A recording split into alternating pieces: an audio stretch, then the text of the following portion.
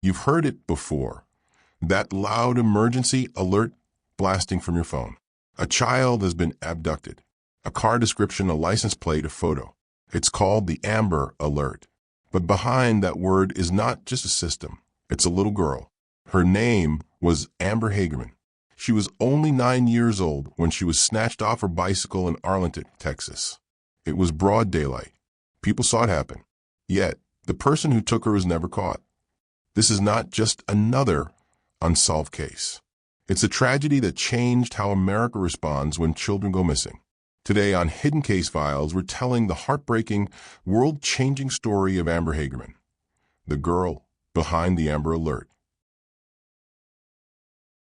Welcome back to Hidden Case Files, the place where we uncover the true stories behind the names and the mysteries. We do this to keep their memories alive and to raise awareness. If you care about stories like Amber's, hit like, subscribe, and ring the bell so you never miss when we share another Hidden Case File. Your support keeps awareness alive, and awareness can save lives. Every generation has a story that changes the way we think, the way we protect, and the way we remember. For the people of Arlington, Texas, and eventually the world, that story belongs to a 9-year-old girl named Amber Hagerman. Amber's name is now known everywhere, tied to the Amber Alert system that has saved thousands of children. But before it was a signal of urgency, before it became a lifeline for families in crisis, it was just her name, the name of a little girl who loved riding her bike, who adored her family, who dreamed of growing up just like any other child. This is her story, and it begins long before that fateful day in January 1996. Amber Renee Hagerman was born on November 25, 1986 in Arlington, Texas, to parents Donna Williams and Richard Hagerman. She was a bright, joyful child with sparkling brown eyes and an infectious smile. Her family describes her as energetic, caring, and adventurous. She loved dolls, playing with her little brother Ricky, and spending time with her grandparents. Her mother, Donna, later said in interviews, Amber was full of life. She loved to laugh. She loved to play. She loved to dream. She was my little girl, my heart. Amber's childhood wasn't without challenges. Her parents separated when she was young, and she lived primarily with her mother and grandparents. Despite the struggles of single parenting, Amber's family remained close-knit. They celebrated birthdays, holidays, and milestones together. Amber's younger brother, Ricky, remembers her as a protective sister. He once said, "She always looked out for me. She was the boss, really. She told me what to do, and I followed. I loved her for that." Amber had just celebrated her 9th birthday a few weeks before tragedy struck. It was a simple but joyful celebration, cake, balloons, and laughter with family. Donna recalled how happy her daughter was that day. She was so proud to be 9. She said, "Mom, I'm a big girl now." She was so excited for what was ahead. That birthday would be Amber's last. It was a Saturday afternoon, January 13th, 1996. Amber was staying with her grandparents, Jimmy and Glenda Whitson, in Arlington. She and Ricky were restless, eager to ride their bikes. Their grandmother initially hesitated. The neighborhood had busy streets nearby, but eventually she allowed them to ride around the block with one condition: stay close. Amber and Ricky set off on their bikes, enjoying the cool winter air. They rode toward an abandoned grocery store nearby, an old Winn-Dixie building with a large, empty parking lot. At some point, Ricky turned back toward home, leaving Amber riding alone near the parking lot. It was then that everything changed. A neighbor named Jim Kevill, who lived nearby, witnessed a moment. From his backyard, he saw a black pickup truck pull up. He later described what he saw. "I saw a man get out of the truck. He grabbed her right off the bike. She screamed. She kicked, but he threw her in the cab of the truck and took off." Kevill immediately called 911. But in those critical first minutes, the abductor was already gone. Amber's bike remained lying in the parking lot, a silent witness to what had just happened. Her grandfather, Jimmy, rushed to the scene when he heard what happened. He picked up Amber's bicycle, trembling, and told reporters later, "That was the hardest thing I've ever done in my life, picking up that bike, knowing she wasn't coming back." Police swarmed the neighborhood. Roadblocks were set up. Officers canvassed the area, knocking on doors, asking for leads. But the abduction had been so fast, so sudden, that no one could provide more than a vague description. A dark truck, possibly black or dark blue, with a man inside. The community went into shock. A child had been taken in broad daylight, just blocks from her home. Parents pulled their kids inside. Fear gripped Arlington. That night, Amber's family gathered in desperation. Donna prayed for her daughter's safe return. Ricky sat quietly, still in disbelief about what he had seen. The city of Arlington was about to embark on one of the most urgent searches in its history. And for Amber Hagerman, the clock was already ticking. The hours after Amber's abduction were filled with panic and urgency. Police, neighbors, and volunteers poured into the Arlington neighborhood. They combed alleys, fields, and abandoned lots. Every lead mattered, every second counted. Amber's photograph was distributed rapidly. Local news stations interrupted broadcasts to alert viewers.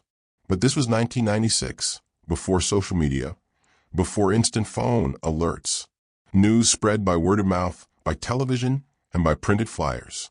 Amber's mother, Donna, pleaded publicly for her daughter's safe return. Her voice cracked with emotion as she told reporters, Please bring my daughter back.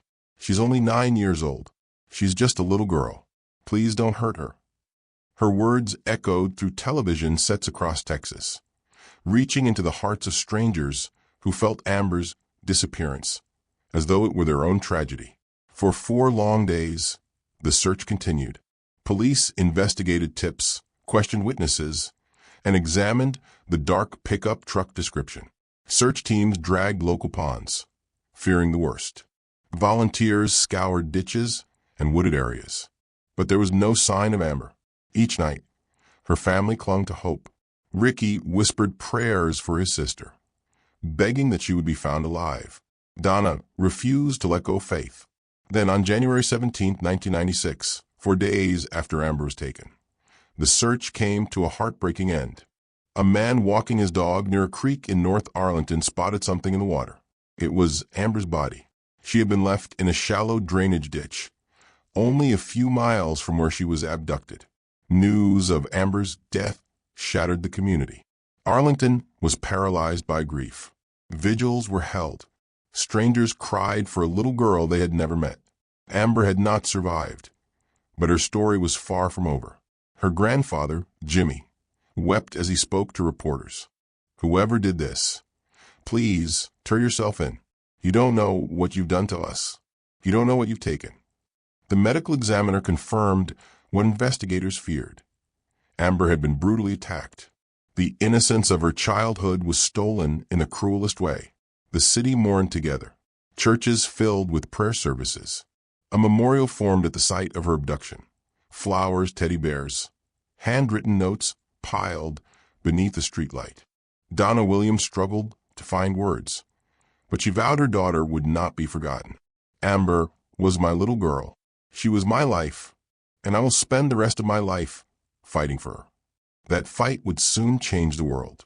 Amber Hagerman's death ignited one of the most intensive investigations in Arlington's history. Detectives combed every lead, followed hundreds of tips, and interviewed anyone who may have seen something that could crack the case. Yet from the very start, they faced an uphill battle.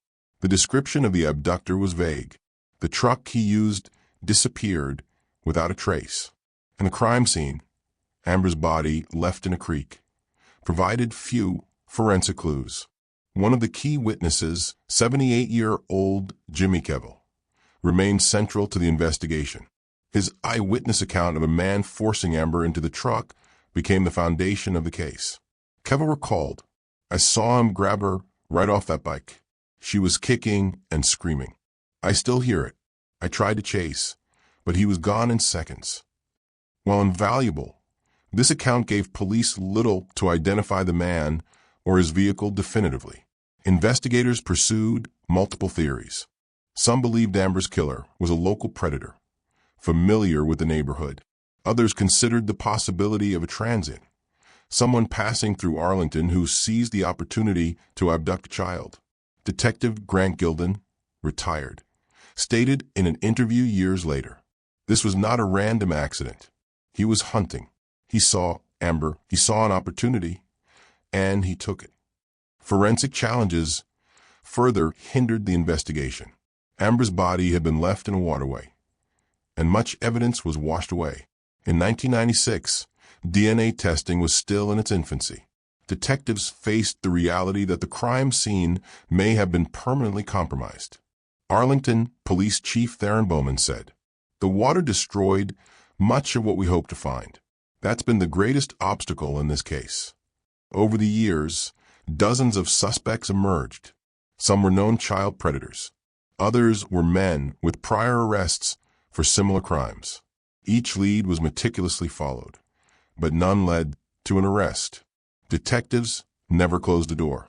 They reviewed tips from strangers, revisited old witness accounts, and conducted surveillance on persons of interest, hoping for new breakthroughs. The case grew cold, but not forgotten. Arlington police continued to classify Amber's case as unsolved, leaving the door open for future breakthroughs. In a 2005 statement, the department urged, "Somebody out there knows what happened to Amber. Any tip, any recollection could be the key to solving this tragedy." Meanwhile, Amber's family refused to remain silent. Donna Williams and Ricky Hagerman became advocates for child safety, speaking to community groups, schools, and the media. Donna said, "I will never stop looking for answers. Amber deserves justice, and the world deserves to know her story." Despite frustration, the Hagerman family's advocacy planted the seed for something revolutionary, a nationwide system to protect children from abduction. The tragedy of Amber Hagerman became the catalyst for the creation of the Amber Alert system. Her story would no longer be only about loss. It would become about prevention, awareness, and hope. Yet, even with the legacy of the Amber Alert, the central mystery remained. Who was the man in the black pickup truck? Why did he choose Amber? And could he strike again? Detective Ben Lopez, in a later interview, summarized the haunting reality. "We have a vague description of the truck, but no plate numbers, no clear suspect. This case keeps you awake at night because the truth is still out there." Years passed. Investigators revisited the case with every technological advancement, DNA databases and digital forensics. But Amber's killer remains unidentified. The case endures as one of Texas' most infamous unsolved child abductions. Yet, the story also endures as a symbol of community resilience, of parents' unwavering dedication, and of the power one small child's life had to change systems forever. Amber Hagerman's story did not end with her death. In fact, it was just the beginning. Her tragic abduction became the catalyst for a revolutionary system designed to save children from similar fates. The Amber Alert. The name itself is an acronym. America's Missing. Broadcast Emergency Response. But for the Hagerman family and communities across the nation, it is far more than a program. It is Amber herself, a legacy born from loss. The system began locally in the Dallas-Fort Worth area, where broadcasters, law enforcement, and community members teamed up to rapidly disseminate information about abducted children. Donna Williams, Amber's mother, became one of the most vocal advocates for the program. She said, "I don't want another parent to go through what I went through. If Amber had an alert system, maybe she'd still be here today." The early system relied on radio and television broadcasts. When a child went missing, stations would interrupt programming with a detailed description, urging the public to be on the lookout. It was an unprecedented approach, a direct partnership between media, law enforcement, and community members. And it worked. As the program gained attention, other states quickly adopted the model. By the early 2000s, it had grown into a nationwide system. In 2003, President George W. Bush signed the PROTECT Act, establishing Amber Alerts formally across the United States. Bush said at the signing, "When a child is missing, every second counts. With the Amber Alert system, we are giving communities a powerful tool to bring children home." safely. Technology transformed the system over the years. Amber Alerts now appear on cell phones, highway signs, social media, and digital billboards, reaching millions instantly. The program has saved over 1,000 children in the U.S. alone, with similar programs adopted in more than 30 countries worldwide. For Amber's family, the Amber Alert is bittersweet. It represents hope, awareness, and lives saved. But it is also a constant reminder of the daughter they lost. Donna Williams reflects.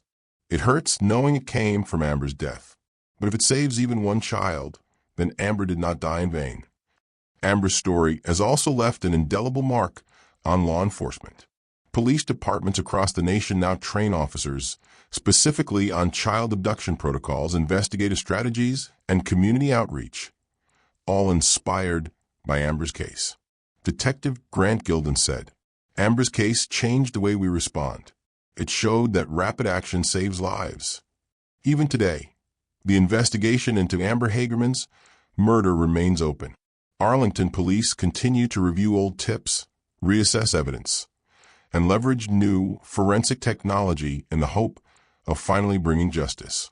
Detective Ben Lopez explains, "We never forget Amber. Someone out there knows something, and we will keep searching until we find the truth." Amber's story reminds us of two essential truths: the fragility of childhood and the power of action. One small child's life, tragically cut short, changed the way an entire nation responds to missing children. Her legacy is both cautionary and hopeful, a call to vigilance, to care, and to protect the youngest and most vulnerable. As we reflect on Amber Hagerman's life, we must also remember the ongoing need for awareness and action. Hidden Case Files exist to keep these stories alive, not just to inform, but to empower communities to protect children and demand justice. Donna Williams has one final message. Please remember Amber. Don't forget her. And if you see something, say something. Help save a child. If you've been moved by Amber's story, please subscribe to Hidden Case Files, share this video, and help us continue shining light on the cases that must never be forgotten. Every view, every share, every conversation keeps her memory alive and keeps children safer today.